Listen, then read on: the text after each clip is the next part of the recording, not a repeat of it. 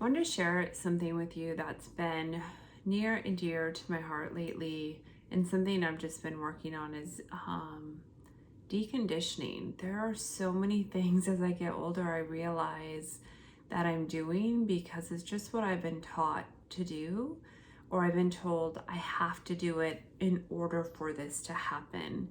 And so I've consciously been paying attention to what are those areas that I feel like I have to do something or should do something, which are really good, little key indicators of if you have the have tos or the shoulds. It's maybe an area of conditioning.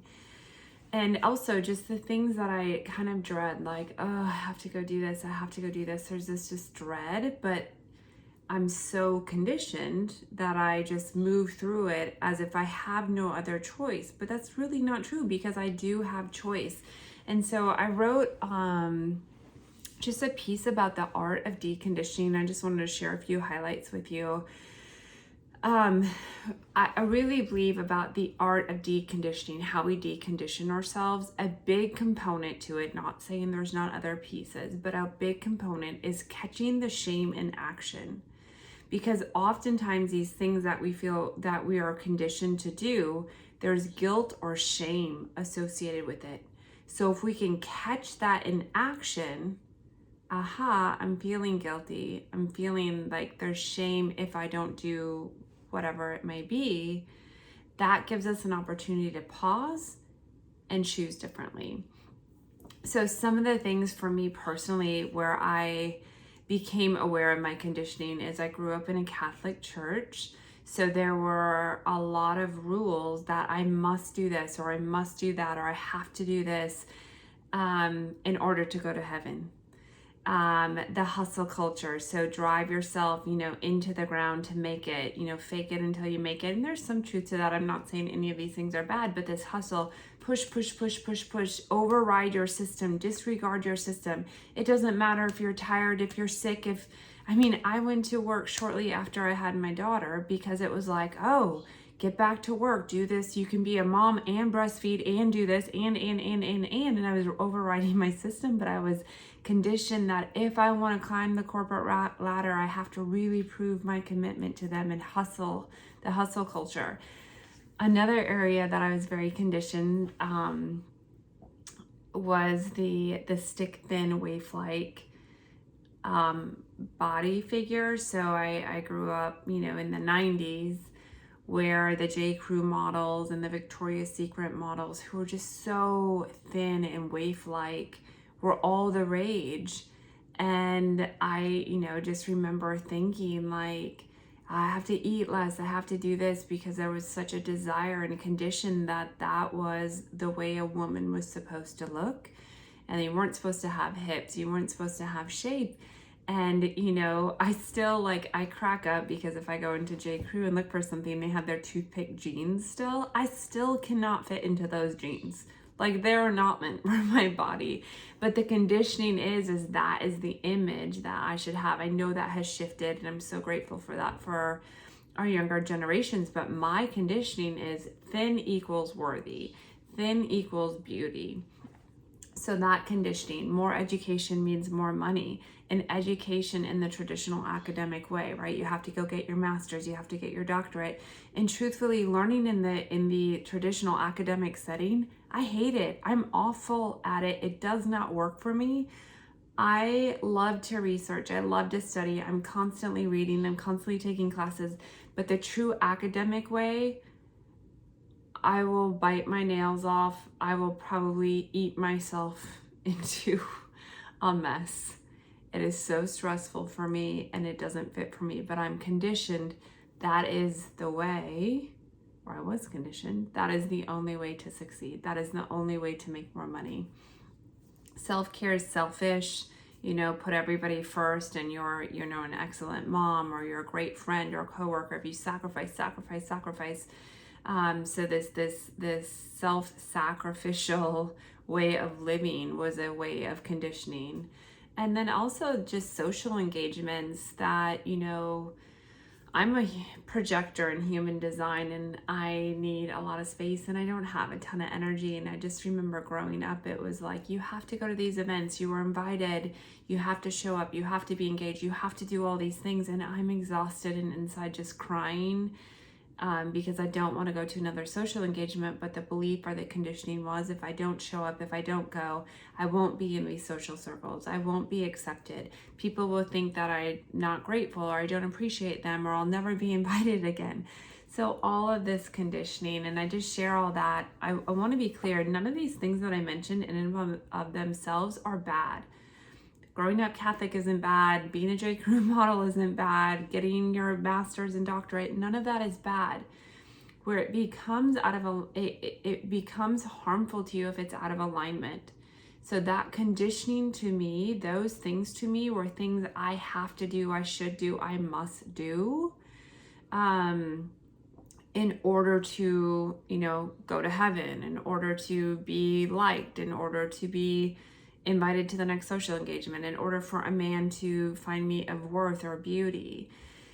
And so none of them are bad, but if it's shame and guilt inside, then it's not alignment. It's probably a condition, like a conditioning thing. So a lot of times for me, these things feel like I have to peel myself off the floor. I have to peel myself off the floor to go to the social engagement, even though I may want to go, even though I may love the charity it's supporting, even though I may love the people that invited me.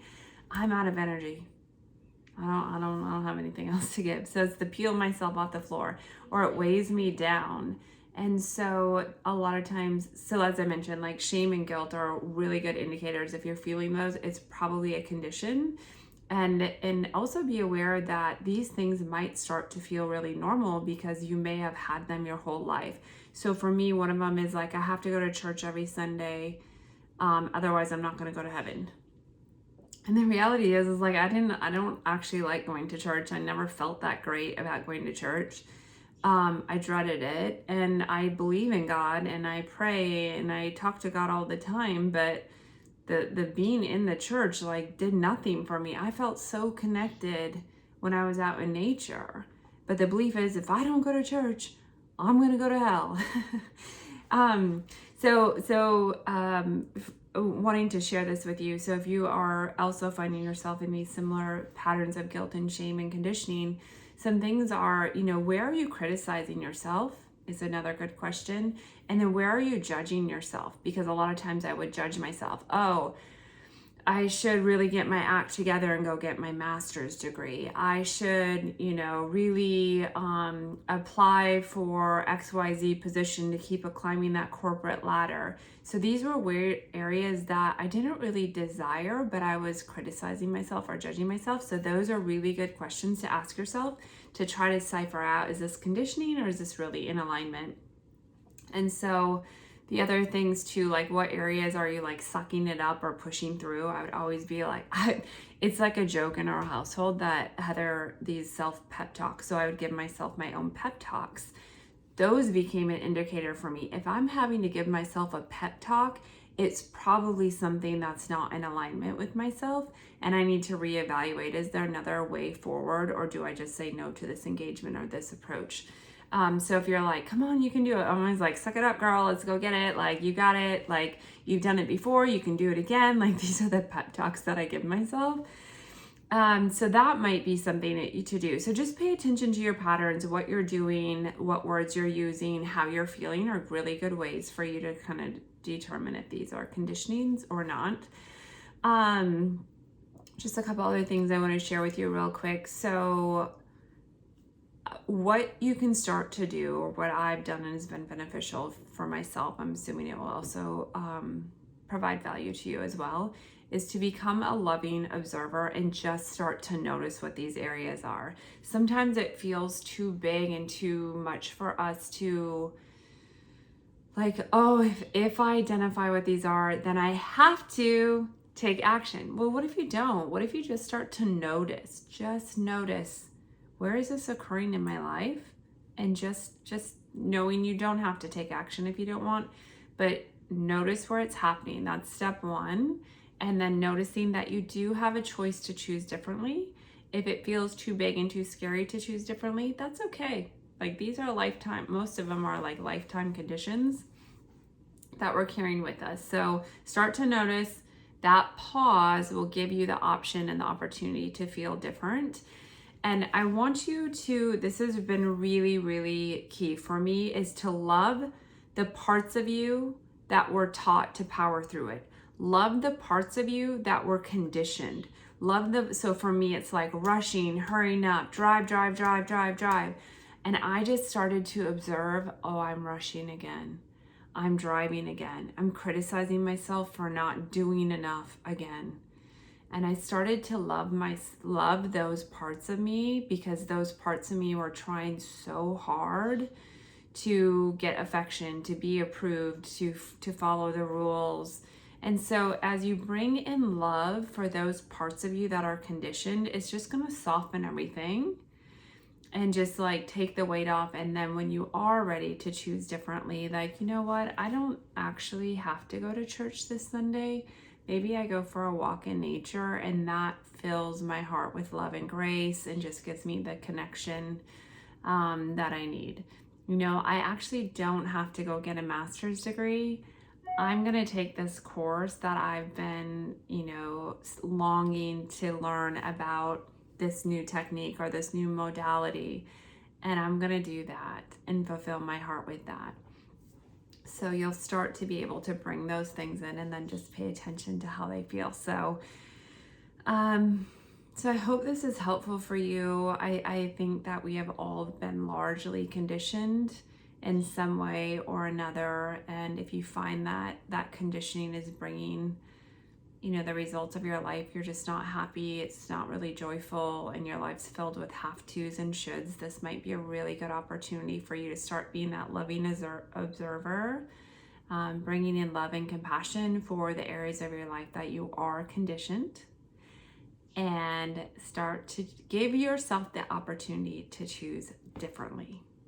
So, like I always say, I'm on this journey with you. Everything I share with you, I'm doing myself. So if you feel compelled and you're on this journey, feel free to share it with me. You can always just respond to the comments here on YouTube, or you can always DM me on Instagram at she.is.fox. And I would love to hear from you and support you. So good luck on your deconditioning journey.